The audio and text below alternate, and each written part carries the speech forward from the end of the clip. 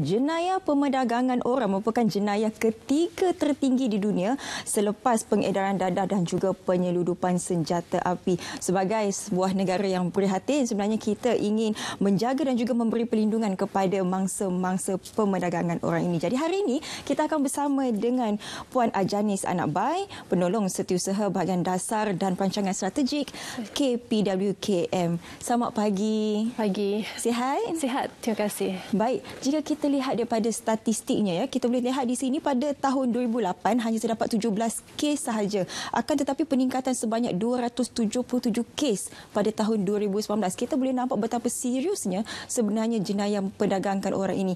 Mungkin Puan boleh terangkan terlebih dahulu definisi pemerdagangan orang ini bagaimana sebenarnya? Baik, terima kasih. Kalau saya boleh kongsikan secara ringkas dalam bahasa yang mudah difahami, pemerdagangan orang ini bermaksud apa jua perbuatan untuk mendapatkan perkhidmatan secara paksa, secara paksa, tipu daya, menyalahguna kuasa dan peruntukan undang-undang untuk tujuan eksploitasi. Dan eksploitasi ini termasuk eksploitasi seks, buruh paksa, perhambaan dan juga termasuk pemindahan organ manusia, ya. Sementara bagi penyeludupan migran pula, ianya adalah satu perbuatan pemindahan atau migrasi seseorang dari sebuah negara ke negara yang lain, merentasi sempadan dengan cara yang tidak sah, ya, di mana perbuatan tersebut diketahui oleh orang tersebut. So itu dua perbezaan, kalau saya boleh definisikan, ya, berkaitan pemerdagangan orang dan penyeludupan migran itu secara mudah. Bagi pandangan Puan sendiri, punca sebenarnya berlaku perkara ini. Kenapa? Okey, faktor utamanya ialah seperti faktor push factor dia, penolakan di negara asal. Contohnya apa yang kita maksudkan dalam faktor penolakan ini adalah seperti kemiskinan ataupun keadaan ekonomi yang tidak baik, ya, di negara tersebut. Mungkin akibat pasca tsunami, keadaan banjir besar dan mungkin juga selepas ini pasca COVID-19, ya. So tidak mustahil kalau ramai orang yang akan berhijrah ke negara lain yang lebih kondusif dari segi peluang-peluang pekerjaan, ya. So pada masa yang sama, ya, ini juga mereka yang rentan, yang vulnerable, ya, kepada pemerdagangan orang ini, sebab kebanyakan mereka adalah kurang dari segi pendidikan ataupun mereka cetek dari segi kesedaran undang-undang, ya, dan pada masa yang sama juga ada segelintir manusia yang mengambil kesempatan di sebalik kesempitan mereka. Betul. Dan seterusnya boleh pemerdagangan orang ni boleh berlaku, ya, secara berleluasa. Baik, itu antara dua punca utama kenapa kita boleh lihat pemerdagangan orang ini dan juga migran ini semakin berleluasa sekarang ini. Jadi sebagai sebuah negara yang prihatin, kita sangat bimbang dan juga terkesan sebenarnya dengan aktiviti sedemikian. Apa sebenarnya inisiatif daripada KPKW sebenarnya untuk membantu mereka ini? Sebenarnya Kementerian Pembangunan Wanita sebenarnya banyak, ya, telah kita lakukan inisiatif-inisiatif dalam kita sebagai jawatan kuasa penjagaan dan perlindungan mangsa pemerdagangan orang ni. Antaranya apa yang kita sedang buat, ya, yang telah kita lakukan adalah penyelarasan dari segi SOP, ya, garis panduan antara pihak perlindungan dengan pihak penguatkuasaan. Ini bertujuan untuk memastikan, ya, apa juga tindakan kita di kedua belah pihak ni berkaitan kebajikan mangsa ini adalah selaras dengan apa yang diperuntukkan di dalam akta, ya, supaya kedua-dua pihak tahu apa tanggungjawab mereka, ya. Dan selain daripada itu, inisiatif kita yang selain pada itu adalah kita membenarkan mangsa ni menggunakan pakaian mereka sendiri. So kita tidak mahu mereka dilihat seperti orang tahanan, ya.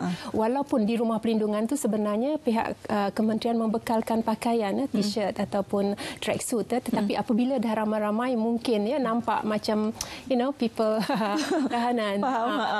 Dan selain daripada itu, kita juga sedang dalam melaksanakan projek rintis bagi pengasingan penghuni rumah pelindungan mengikut perintah pelindungan. Sebab dia orang ni ada dua perintah pelindungan, interim protection order dengan protection order. So kita asingkan mengikut perintah pelindungan di dua buah rumah yang berasing.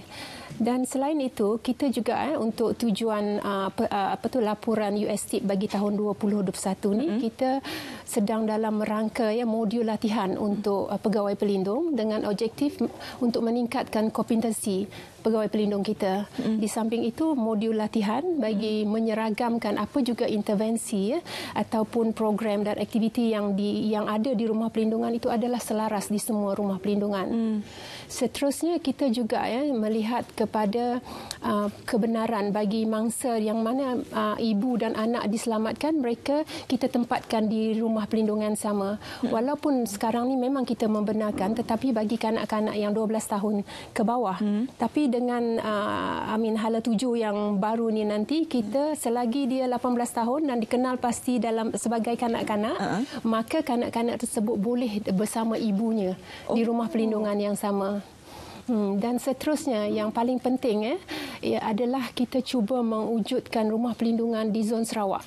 Sebab sekarang ni kita belum ada lagi rumah pelindungan di sana, dan tujuannya adalah untuk memudahkan pihak penguatkuasa dan pihak pegawai pelindung dalam pengurusan mangsa ini.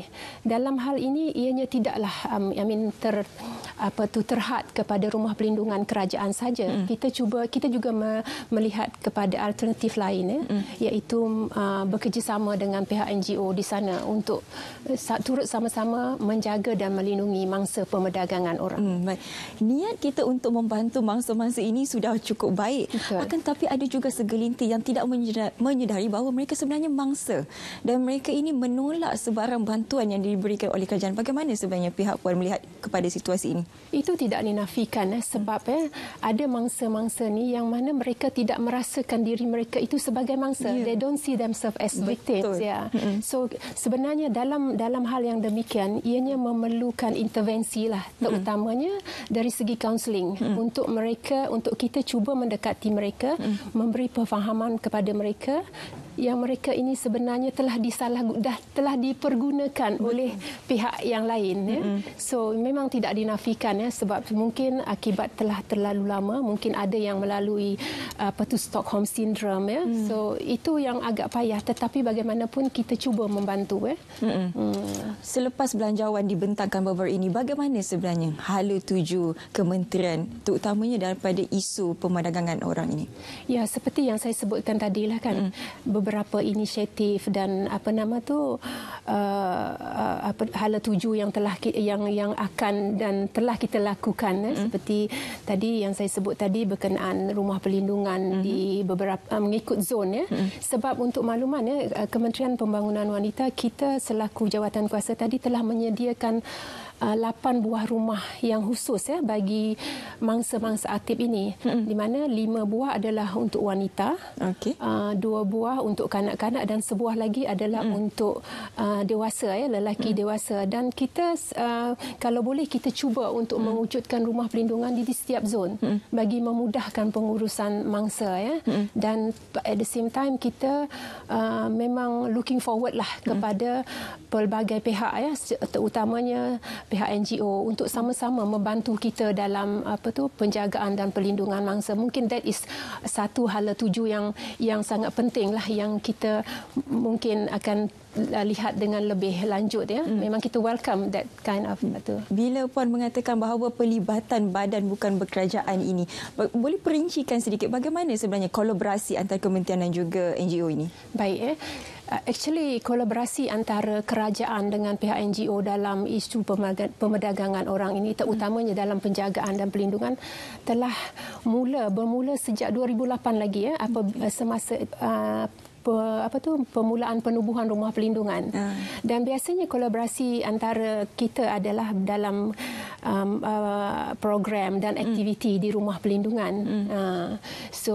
Dan pada tahun 2015 apabila ada pindaan akta di mana pihak NGO juga turut dibenarkan untuk membuka rumah pelindungan mereka secara peristiharan untuk turut sama menjaga mangsa pemerdagangan orang. So setakat ini kita ada seramai 12 orang NGO dari kalangan NGO yang turut dilantik sebagai pegawai pelindung dan 3 buah rumah yang telah diisytihar sebagai tempat selamat, sebagai rumah pelindungan untuk mangsa pemerdagangan orang juga. Dan ini masih lagi berterusan hingga sekarang. Baik, kita boleh nampak di situ keprihatinan sebenarnya bukan saja daripada pihak kementerian, malah daripada badan-badan bukan kerajaan NGO. Betul. Juga.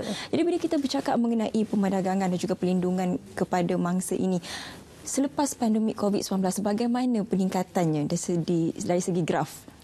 Well, kalau kita tengok nak kata selepas belum lagi kan, kita masih lagi sebenarnya. Tetapi dalam keadaan sekarang mungkin because of ada restricted movement dan sebagainya, kemasukan tu ke rumah pelindungan memang agak kurang lah, tidak dinafikan. Bukan setakat ini saja, saya percaya aspek lain pun pun turut terjejas Betul. Dan pada pandangan saya juga, walaupun tidak ramai, tidak semestinya tidak ada mangsa-mangsa di luar sana cuma mungkin pihak penguatkuasa juga mereka juga mungkin dialih dia punya perhatian dengan membantu keadaan negara yang mendepani pandemik COVID-19 sekarang ni. Baik Puan, mungkin berikan kata akhir sebenarnya bagaimana untuk kita nak menyelesaikan, jangan kata menyelesaikan, untuk meredakan sedikit keadaan dan juga ketegangan mengenai isu perlindungan ini. Okey, saya ingin menegaskan bahawa penjagaan dan perlindungan bagi mangsa pemerdagangan ini adalah satu usaha yang terpuji dalam kebajikan mangsa. Dan justru itu perlu ada kerjasama dari pelbagai pihak. Contohnya daripada CSO. Mereka boleh tampil untuk menawarkan perkhidmatan, bimbingan, pembelajaran tidak formal dan sebagainya. Usaha ini sepatut dia menjadi whole of nation effort bukan terletak pada sesuatu pihak sahaja. Dan selain itu aspek pencegahan perlu diteruskan bagi mengelak, bagi membantras pemerdagangan orang ini. Seperti yang kita maklumkan, perkara ini bukan terhad kepada sesiapa dia boleh berlaku di mana-mana sahaja. Betul. Dan kepada sesiapa sahaja. Dan kalau saya boleh berkongsi statistik di rumah pelindungan, pada tahun lepas ramai 3 orang mangsa dari kalangan warga negara Malaysia telah diselamatkan, dan pada tahun ini sehingga 16 November 2020 seramai 8 orang. Dan saya juga ingin mengambil kesempatan ini untuk mengajak semua para penonton di luar sana dan ingin sama-sama untuk mengambil tahu bahawa pada hari ini 25 hari bulan November merupakan hari menangani keganasan terhadap wanita sedunia. Okey, baik. Saya ingin menyeru kepada semua untuk berganding bahu kita bersama-sama menghentikan segala bentuk keganasan terutamanya kepada wanita. Dan hal ini termasuk juga keganasan rumah tangga, gangguan seksual dan pemerdagangan manusia. Terima kasih Puan Ajani kerana sudi berkongsi dengan kita, terutamanya isu-isu wanita. Sebenarnya kalau kita boleh simpulkan, wanita sebenarnya yang banyak menjadi mangsa-mangsa kepada keadaan ini. Terima kasih sekali lagi kepada anda di luar sana. Jangan ke mana-mana.